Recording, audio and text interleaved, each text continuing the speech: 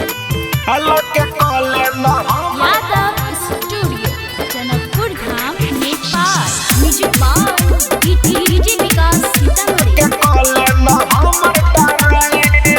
हमर 16 के चढ़ल जवानी रे किया बुझै न छी परेशानी रे हमर 16 के चढ़ल जवानी रे किया बुझै न छी परेशानी रे हम त कहता जाऊ के करा से देखाओ हमर भेलै जवानिया काई आ छोरी छोड़ दही अब बौआइल लग के कॉले ना हमर टराइल आ छोरी छोड़ दही अब बौआइल आ लग के कॉले ना हमर टराइल कॉले ना गए यादव स्टूडियो मटिया कला सीतामढ़ी नेपाल छोरी छोड़ दही अब बौआइल आ लग के कॉले ना हमर टराइल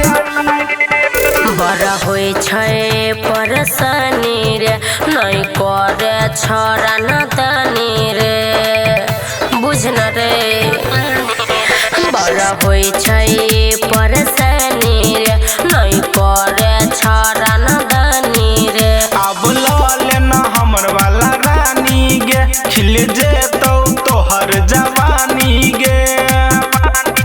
आ छोरी छोड़ दही अब बौआइल लग के कॉले ना हमर टराइल आ छोरी छोड़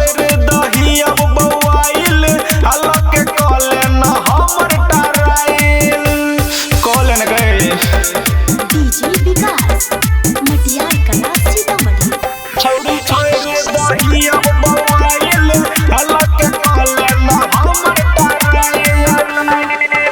राहुल नरस प्रेमी रे नहीं बने एता नहीं ने मेरे रे छोरा सुना राहुल